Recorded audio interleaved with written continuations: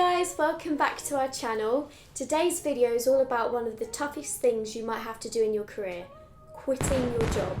Whether you're living for a better opportunity or simply ready for a change, handing your notice can be nerve-wracking. That's why we're sharing some practical tips on how to do it like a pro. So if you're feeling unsure about how to resign, stick around because we've got some helpful advice coming your way. Let's get started. Wow, she's a YouTuber. Jesus.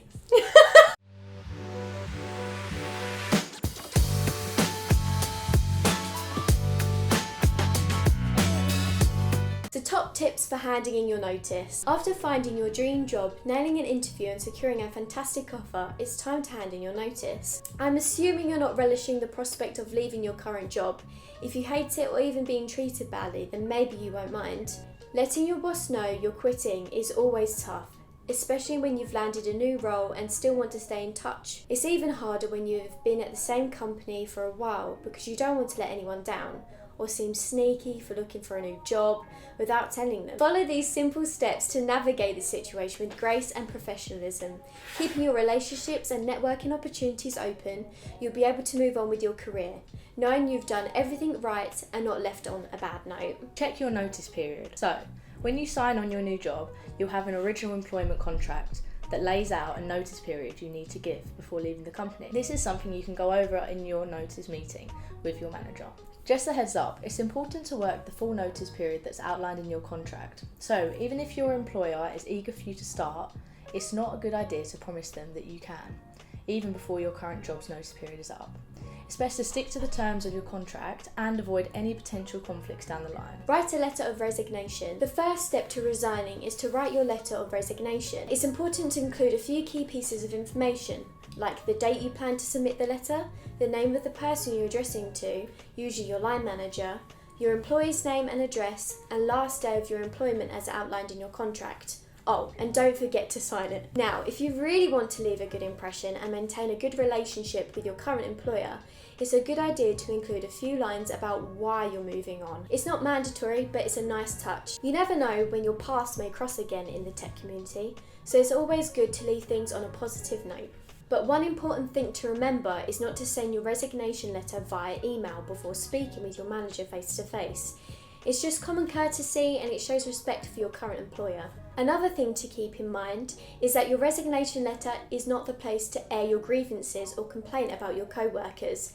If you have any issues you want to address, save it for the exit interview, and even then, it's important to do it in a constructive manner to avoid burning bridges. You never know when you might need a reference from your former employer, so it's always best to leave things on good terms. Booking in the meeting. When you accept the offer, it's important to reach out to your boss and schedule a meeting as soon as possible. You want to be courteous and start your notice period in a timely manner. Now, you might be thinking about sending your resignation via email, but hold on a sec. This is an important conversation that deserves a face-to-face meeting. Even if you're working remotely or at a different location, it's still a good idea to schedule and conduct a video call before sending your resignation letter. When you do talk to your boss, give them plenty of time to adjust to the news. It's not an easy thing to hear that someone is leaving, especially if you've been working together for a while. Take the time to thank them for the opportunity and let them know that it was a tough decision to make. Remember, this is an important step in your career journey, so it's important to handle it with care and professionalism. During the meeting. When it comes to your resignation meeting, having a positive attitude can make all the difference. Think of it as an opportunity to express your gratitude for the opportunities you've had, rather than a chance to air any grievances. But it's not just about saying your goodbyes. You can also offer to help with the transition. Maybe you can train your replacement, help finding someone new to take your place, or take on the extra tasks to lighten the load for your colleagues. By doing this, you show your commitment to the job and the team, and you'll be doing your part to ensure the continued success. So, be sure to approach your resignation meeting with a smile, and think about how you can leave on a positive note. Who knows, you might leave the door open for future opportunities. Work your full notice period. It's important to make sure that you hand over your responsibilities to your colleagues, even if they're not direct replacements, to the best of your ability. So show your current employer the same courtesy that you would want from your new one. Plus, attending meetings during your notice period is a good idea. This will help you maintain good relationships and preserve your reputation. It's understandable to feel less motivated after you're giving your notice, but try to not let it affect your work. It's important to avoid clock watching and leaving your team with a mountain of unfinished tasks. Not only will this burn bridges, but it could also tarnish your reputation with the company. Remember, you might need their help or cooperation in the future, so it's best to leave on a positive note. Don't forget to say goodbye. Last but not least, make sure to give your colleagues a big thank you before you head out the door. Take a moment to thank them for the experience and let them know that you're excited to stay in touch.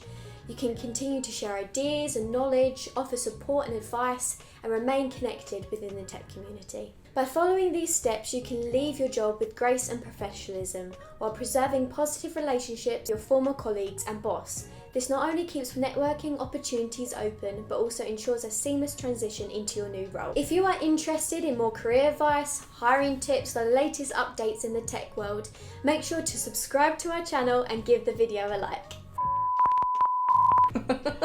No, I can. I'm sorry. I'm fine. Last but not least, make sure to give your colleagues, Just a heads up, it's important to work the full